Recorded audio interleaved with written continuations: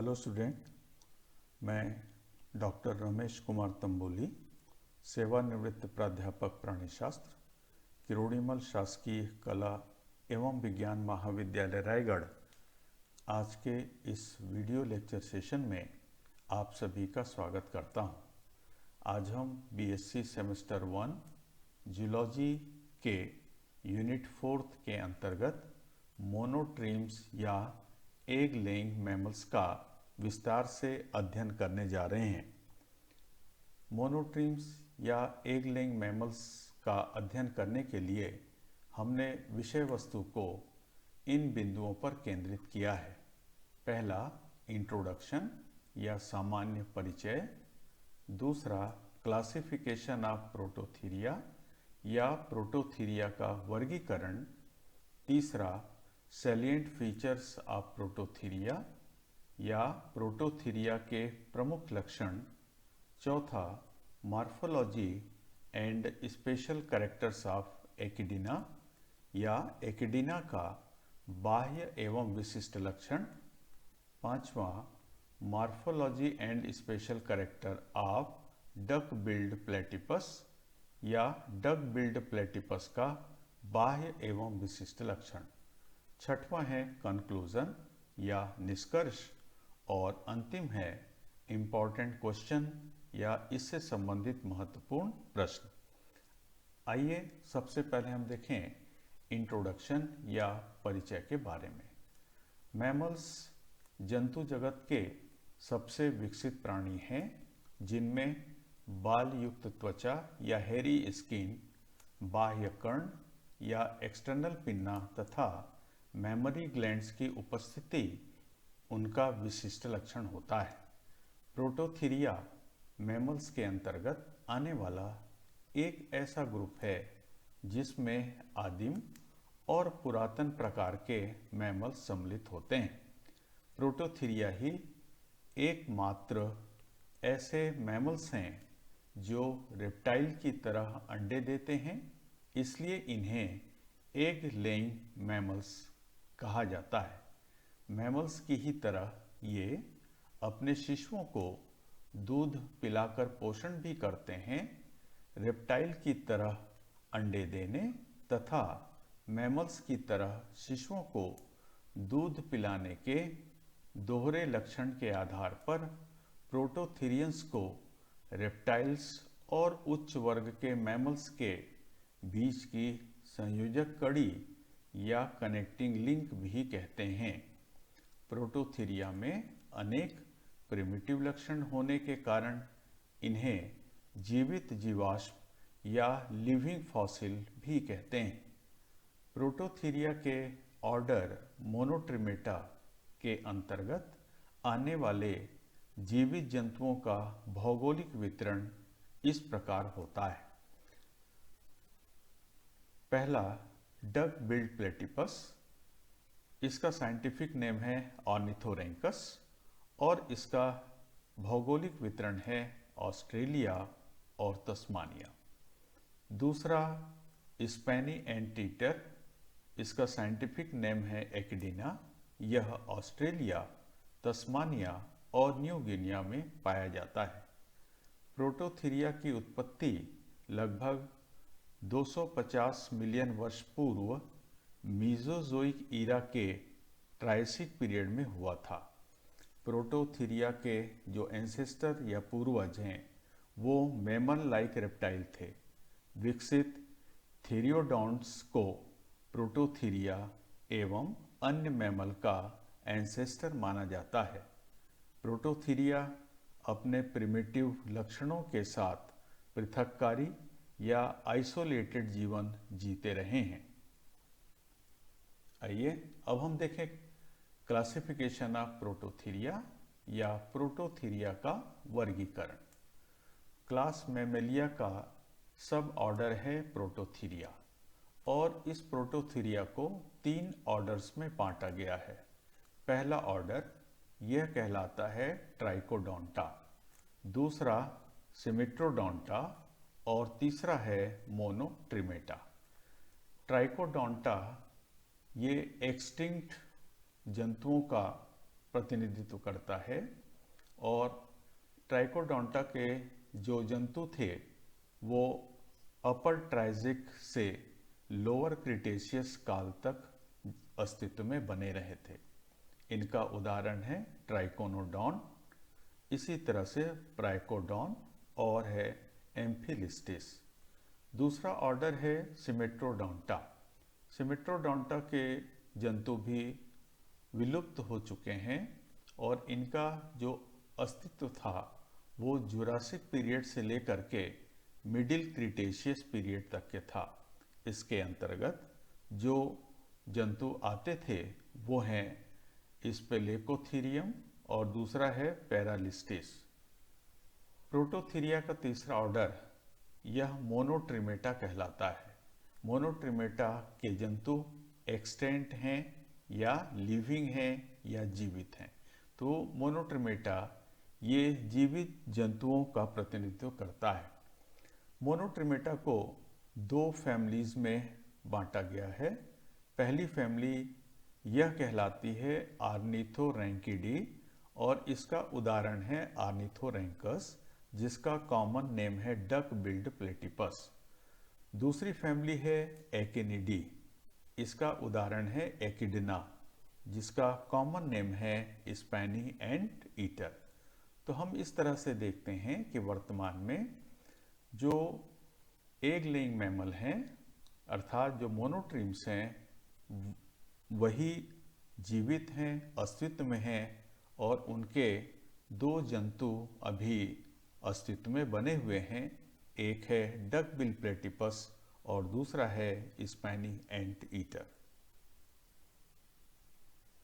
अब हम देखें सैलिएंट फीचर ऑफ मोनोट्रीम्स या मोनोट्रीम्स के प्रमुख लक्षण। मोनोट्रीम्स के प्रमुख लक्षणों को हमने दो बिंदुओं पर विभाजित किया है। पहला है एक्सटर्नल फीचर या बाह्य लक्षण और दूसरा है इंटरनल फीचर्स या आंतरिक लक्षण। आइए पहले हम देखें एक्सटर्नल फीचर्स ऑफ मोनोट्रीम्स। पहला, मोनोट्रीम्स आइसोलेटेड डिस्ट्रीब्यूशन प्रदर्शित करते हैं। ये विश्व में केवल ऑस्ट्रेलिया, तस्मानिया और न्यू गिनिया में पाए जाते हैं। दूसरा, शरीर बाल से ढका हुआ होता है अर्थात इनकी स्किन हेयरी होती है। तीसरा, इनमें बाह्य कर्ण या एक्सटर्नल पिन्ना यह अनुपस्थित होता है। चौथा, इनकी जो टेल या पूंछ है ये शॉर्ट या छोटी होती है।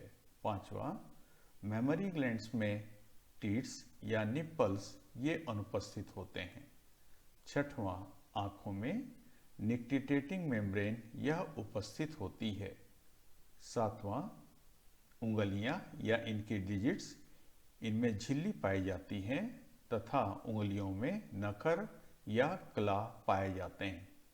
आठवां, मेल के हाइंड लिम्ब या पिछले पैर में मजबूत स्पर उपस्थित होता है। नौवां, जीभ लंबी एवं स्टिकी या चिपचिपी होती है। और 10वां है फीमेल अंडे देती है इसलिए इन्हें ओविपेरस कहा जाता है। आइए अब हम देखें इंटरनल फीचर्स। इंटरनल फीचर्स इस तरह से हैं। पहला, स्किन में स्वेट ग्लैंड और सीबेशियस ग्लैंड यह उपस्थित होती है, ये मैमल का कैरेक्टर है।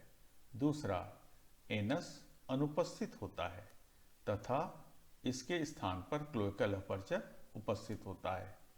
तीसरा, मेल में टेस्टिस उसके एब्डोमिनल भाग में स्थित होते हैं। फीमेल में वेजिना यह अनुपस्थित होती है। पांचवा, फीमेल में ओविडक्ट सीधे स्वतंत्र रूप से क्लोएका में खुलती हैं।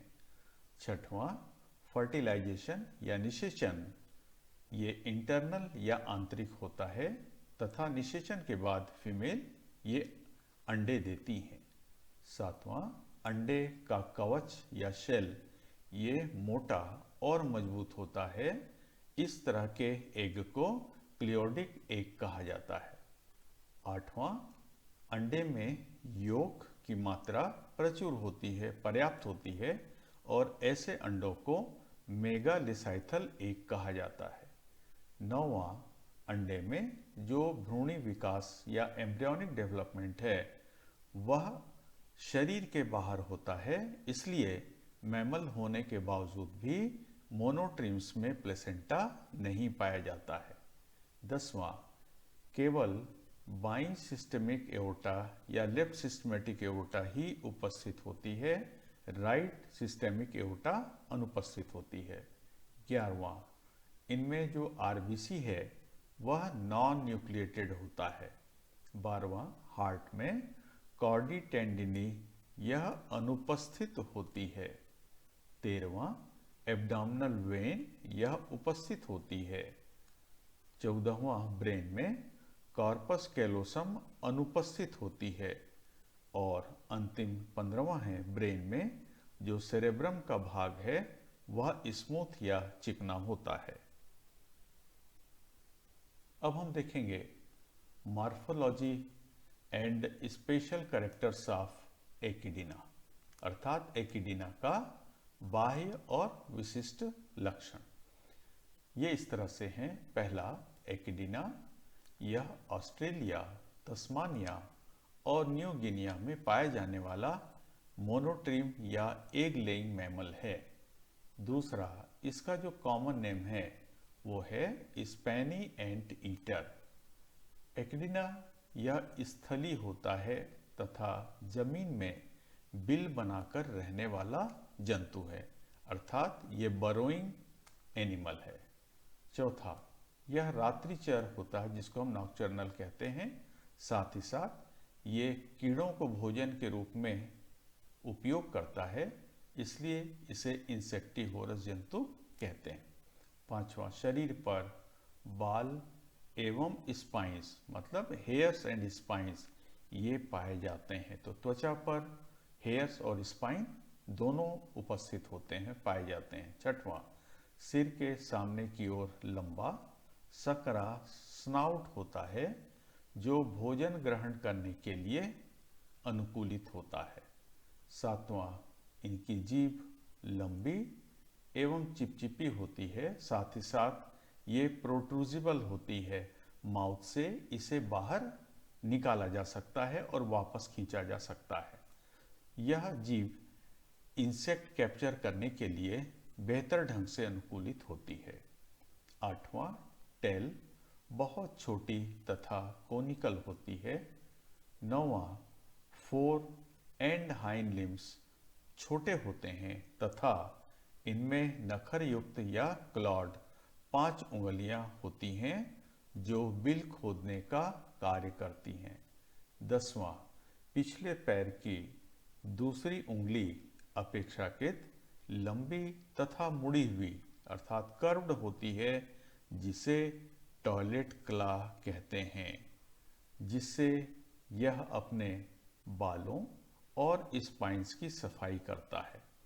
11वां, मेल एकिडीना के पिछले पैर में एक विशिष्ट अंग कांटे के रूप में या स्पाइन के रूप में, हार्ड स्पाइन के रूप में होता है, उसे कहा जाता है नॉन वेनेमस स्पर। यह विषैला नहीं होता है, इसलिए इसे कहा जाता है नॉन वेनेमस स्पर, यह पाया जाता है।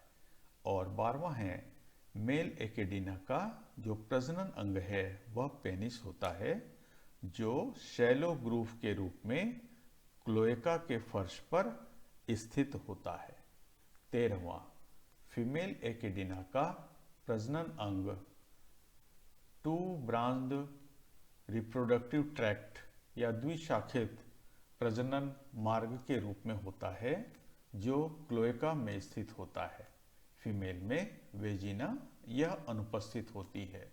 14वां, प्रजनन काल में ब्रीडिंग सीजन में मेल एकिडीना फीमेल एकिडीना के टू ब्रांच्ड रिप्रोडक्टिव ट्रैक्ट में अपना मेल गैमीट या स्पर्म रिलीज करता है। फर्टिलाइजेशन फीमेल के शरीर के भीतर होता है और इसलिए इस प्रकार का जो फर्टिलाइजेशन है वह आंतरिक या इंटरनल होता है। फीमेल एकिडीना एक अंडा देती है जिसे वह अपने शरीर के वेंट्रल साइड पर उपस्थित एक छोटे तथा अस्थायी पाउच में रख लेती है।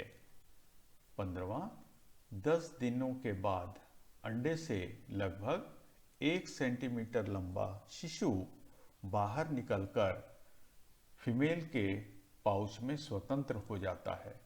पाउच में मेमोरी ग्लैंड्स अनेक छिद्रों के द्वारा खुलती है।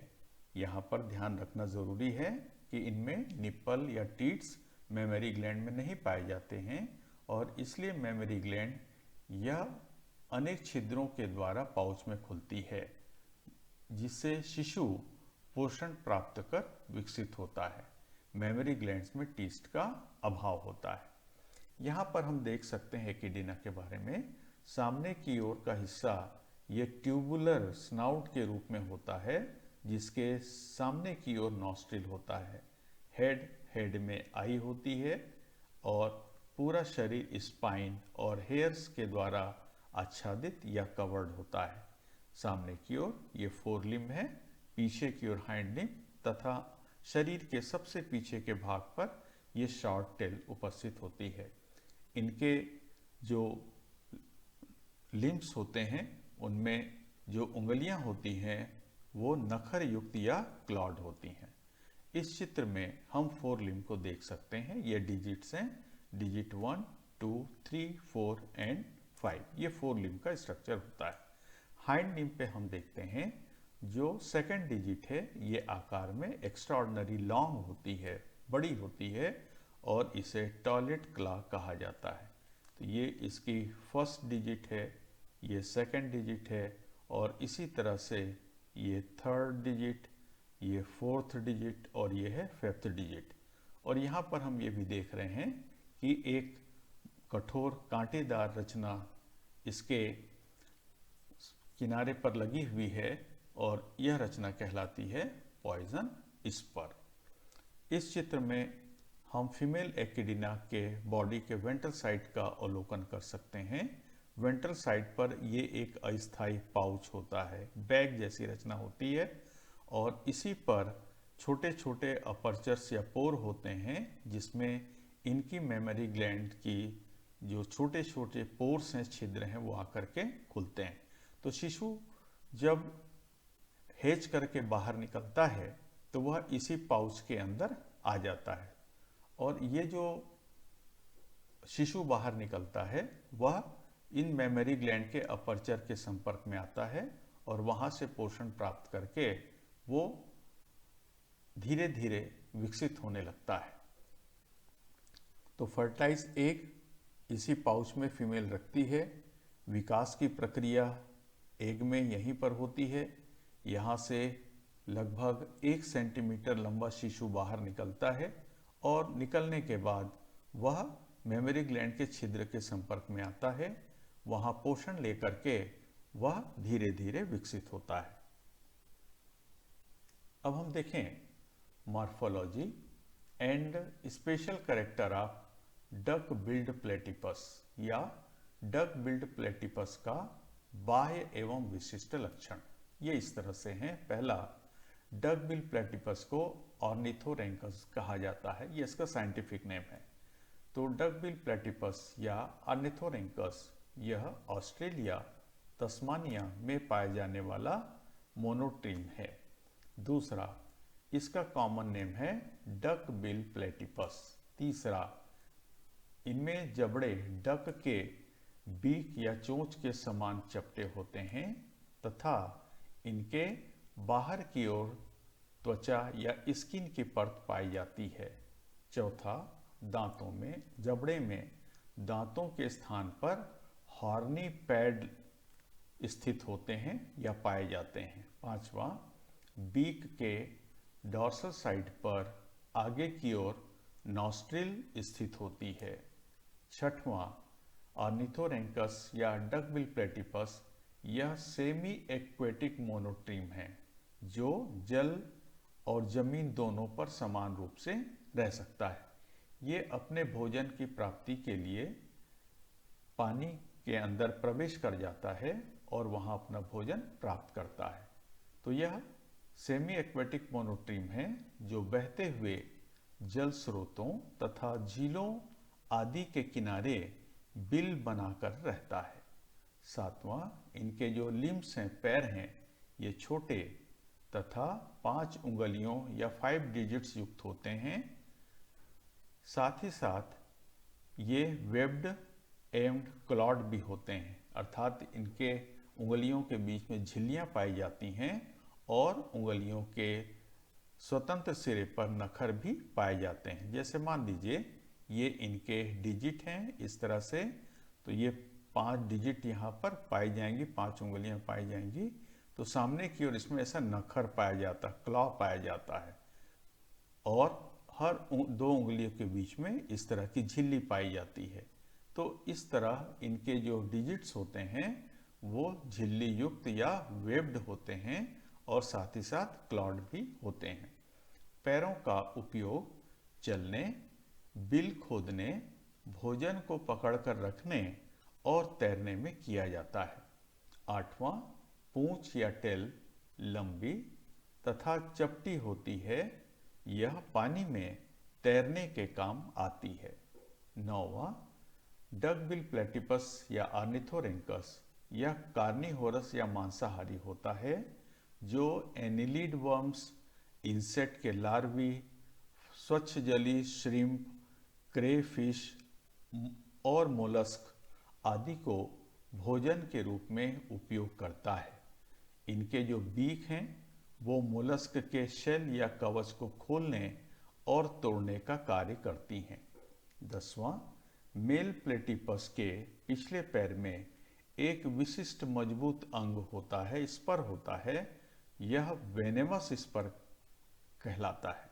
ध्यान देंगे कि एकिडिना में जो स्पर होता है वो नॉन वेनेमस होता है, जबकि डकबिल प्लेटिपस का जो स्पर होता है वो विषैला या वेनेमस स्पर होता है। 11वां, मेल का प्रजनन अंग पेनिस होता है तथा यह शैलो ग्रूव के रूप में क्लोएका के फर्श पर स्थित होता है। 12वां, मेमरी ग्लैंड्स में टीट्स या निप्पल्स नहीं पाई जाती हैं। मेमरी पोर बालों के बीच में छोटे सुराखों के द्वारा खुलते हैं। 13वां, इनका प्रजनन काल जून से अक्टूबर तक होता है। साथ ही साथ इनमें निषेचन या फर्टिलाइजेशन इंटरनल या आंतरिक होता है। 14वां, प्रजनन के बाद फीमेल वनस्पतियों से घोंसला या नेस्ट बनाती है और नेस्ट बनाने में मेल की कोई भागीदारी नहीं होती है। इस तरह प्रजनन के बाद जो नेस्ट बनाया जाता है फीमेल के द्वारा वो काफ़ी डीप होता है, गहरा होता है, विस्तारित होता है और ये लगभग 25 फीट तक गहरा भी होता है। 15वां, फीमेल एक बार में 2 अंडे देती है। 16वां, एग्स का 28 दिनों का इंटरनल इंक्यूबेशन तथा 10 दिनों का एक्सटर्नल इंक्यूबेशन फीमेल के द्वारा किया जाता है। तो इस तरह जो एग हैं उनका 2 तरह का इंक्यूबेशन होता है। पहला 28 दिन का इंटरनल, ये फीमेल के शरीर के अंदर होता है, और जब अंडे शरीर से बाहर आ जाते हैं जो 28 दिन के बाद, तो उनका 10 दिनों तक फिर से शरीर के बाहर इंक्यूबेशन फीमेल के द्वारा किया जाता है। 17वां है, फीमेल एग्स के चारों ओर लिपटकर कुंडली बनाकर उसकी रक्षा एवं उसे इंक्यूबेट करती है। और 18वां है, अंडे से 10 दिनों के बाद एक शिशु या यंग वंस बाहर निकलते हैं तथा मेमरी ग्लैंड के संपर्क में आकर वृद्धि हेतु अपना पोषण प्राप्त करने लगते हैं। इस चित्र में हम डक बिल प्लेटिपस की संरचना को देख सकते हैं। ये सामने का हिस्सा, ये इसका बीक है जो डक लाइक है, इसलिए इसे डक बिल प्लेटिपस कहा जाता है। इसके सामने की ओर नॉस्ट्रिल, हेड में आई, शरीर पर ये सॉफ्ट ब्राउन फर या हेयर होते हैं। इनके जो लिम्स हैं ये लिम्स वेब्ड भी हैं, झिल्लियाँ भी हैं, और साथ ही साथ इनमें क्ला भी हैं। इनमें पिछले पैर के जांघ के हिस्से पर एक वेनेमस या विषैला मजबूत स्पर भी पाया जाता है। इनकी जो पूंछ होती है वो चपटी होती है, जो पानी में तैरने में मदद करती है। डकबिल प्लेटिपस के सिर को यदि हम देखें तो ये सिर का भाग है। सिर में ये इनकी आइज है और सामने की ओर का ये हिस्सा ये डक के बीक की तरह दिखाई देता है, इसलिए इनको डकबिल प्लेटिपस कहते हैं। इस बीक में सामने की ओर एक जोड़ी नॉस्ट्रिल होते हैं तथा इसके स्वतंत्र सिरे पर आगे की ओर ये माउथ स्थित होता है। यह है डकबिल प्लेटिपस का फोर लिम्ब फीमेल का। तो यहाँ पर हम देख सकते हैं ये 5 डिजिट दिखाई देती हैं और साथ ही साथ हर 2 डिजिट के बीच में ये वेब दिखाई देती हैं। तो इस तरह इनके जो लिम्ब्स होते हैं ये वेब्ड भी होते हैं और क्लॉट या नखर युक्त भी होते हैं। यहाँ पर हम पिछले पैर को देखते हैं तो पिछले पैर में भी ये 5 डिजिट हमको दिखाई देती हैं, लेकिन यहाँ पर एक जगह यह मेम्ब्रेन मॉडिफाइड होती है जो क्रमशः पहले और दूसरे डिजिट के बीच में स्थित होती है। इसे मॉडिफाइड वेब मेम्ब्रेन कहते हैं। ये प्लेटिपस का बरो और उसके नेस्टिंग का प्रदर्शन है, उसका अवलोकन हम कर सकते हैं। यह है वाटर बॉडी या जल स्रोत। इसी के नज़दीक में ये डकबिल प्लेटिपस ये अपना बरो बनाता है। बरो काफ़ी गहरी होती है, इसकी सुरंग काफ़ी लंबी होती है और यहीं पर ये पत्तियों को इकट्ठा करके यह नेस्ट या घोंसला बनाता है और वहाँ पर अपने अंडे देता है। इस चित्र में हम देख सकते हैं ये पत्तियों के द्वारा बनाया हुआ नेस्ट है, घोंसला है, और जिसमें ये अंडे रखे हुए हैं।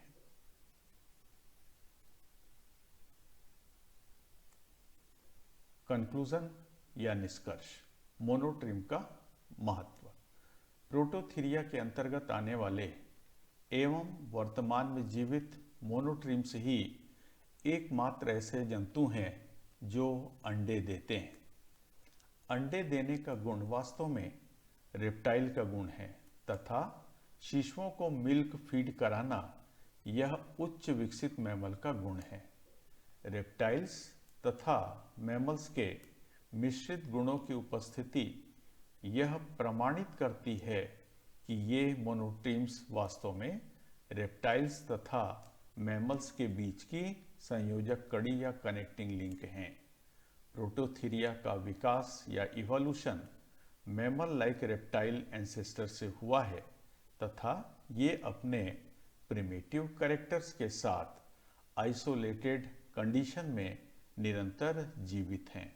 आज भी ऐसा लगता है कि ये जंतु अपने इवोल्यूशन पाथ पर ही हैं, इसलिए एग लेइंग मैमल या मोनोट्रिम्स को अनफिनिश्ड मैमल भी कहा जाता है।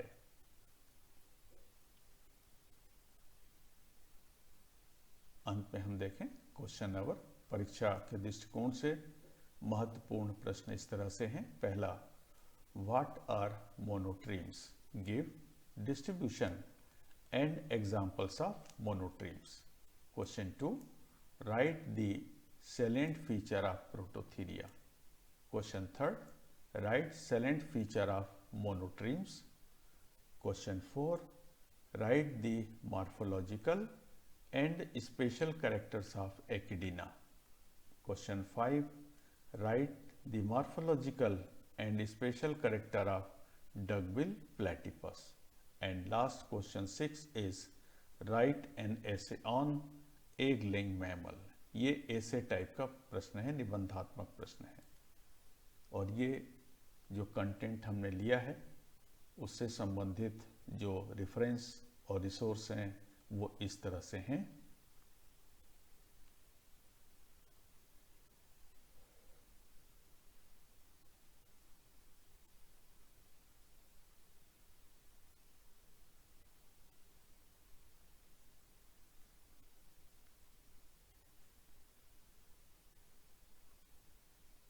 थैंक यू, धन्यवाद।